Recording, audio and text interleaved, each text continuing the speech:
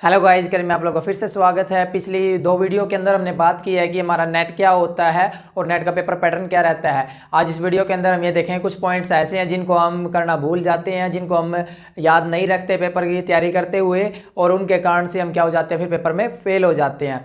First attempt में हमारा paper clear नहीं हो पाता।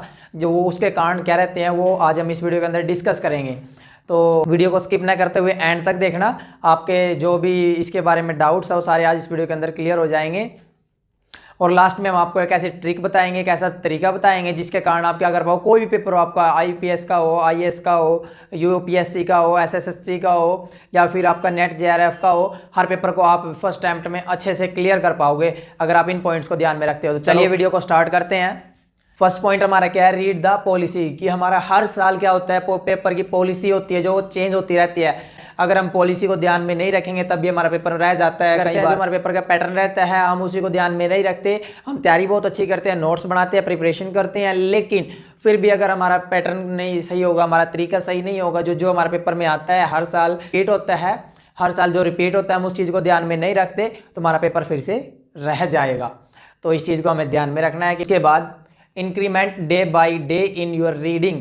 दिन प्रतिदिन हम जिस चीज़ को रीड कर रहे हैं उसको फिर हमें बढ़ाते जाना है। जैसे मान लो हम कोई चीज़ तैयारी करने लगे, ठीक है, तैयारी करते करते हमें क्या करना है कि हर दिन हमें एक या आधा क्वेश्चन इसमें बढ़ाना है।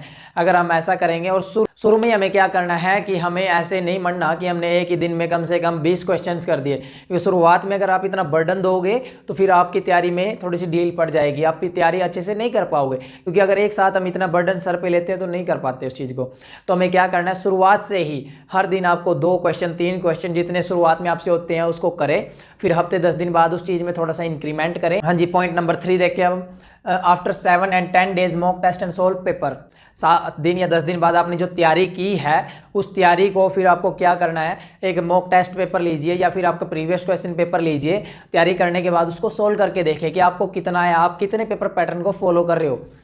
आप ऐसा करोगे तो आप अपने रास्ते से भटकोगे नहीं। कई बार क्या होता है, जैसे हमने कोई टॉपिक पढ़ने लग गया, उसमें कोई टर्म ऐसी आ जाती है जो हमें उलझा के रख देती है, फिर हम वहाँ से थोड़ा सा डाइवर्ट हो जाते हैं उस चीज़ की तरफ। अगर हम पेपर पैटर्न को ध्यान रखेंगे, मॉक टेस्ट देंगे आपका वीक के अंदर, तो आप पेपर पैटर्न को नहीं भूलोगे, आप अपने रास्ते से नहीं भटकोगे, आप तैयारी में अच्छे से लगे रहोगे।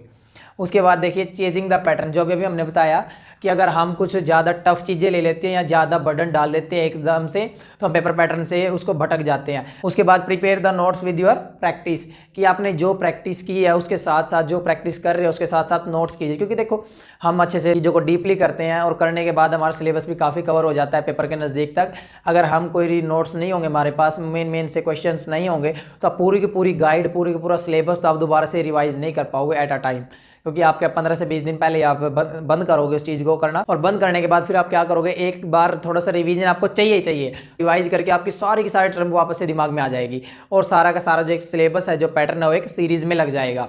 तो इस चीज़ को भी ध्यान में रखना है हमें। उसके बाद जो हमने आपको बताया था कि आपका एक ट्रिक बताएंगे हम, वो ट्रिक का नाम क्या है, देखो, बिल्ड योर कॉन्फिडेंस। कि आप अपने कॉन्फिडेंस को बिल्ड कीजिए।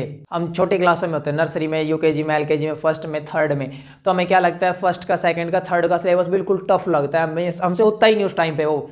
तो ऐसे ही अगर हम अपनी सोच को छोटा रखेंगे ना तो हम उस छोटे में अटके रह जाएंगे, उलझे रह जाएंगे। हमारे माइंड को बस ये रहेगा कि तू यही कर सकता है, बस तू करेगा ही यही, तू यही कर सकता है, इस चीज़ के लिए तो बना है। लेकिन अगर हम अपनी सोच को बिल्ड करेंगे, हम अपने दायरे से बाहर का सोचेंगे, तो फिर हमारा उस चीज़ को करना थोड़ा सा आसान हो जाता है। क्योंकि हमारा माइंड कहाँ सेट होता है, थोड़ा हाई लेवल पे। अगर हाई लेवल पे आपका माइंड सेट रहेगा तो आप उस चीज़ को करना बिल्कुल आसान हो जाएगा। लगेगा अरे तो अब कर दूंगा मैं, करते करते ही कर जाते उस चीज़ को। तो आपको ये चीज़ हमेशा ध्यान में रखनी है। आपका कोई भी पेपर हो, आपका आईएएस, आईपीएस, यूपीएससी, एसएससी, या फिर आपका नेट जेआरएफ, या फिर किसी और चीज़ के लिए हो, तो हर चीज़ में अगर आप अपना टारगेट को बड़ा रखोगे तो छोटी चीज़ तो आपकी ऑटोमेटिकली हो जाएगी। तो इसलिए नेट क्लियर करना कोई बड़ी बात नहीं है, बस माइंड सेट आपको बनाना पड़ेगा बड़े वाला।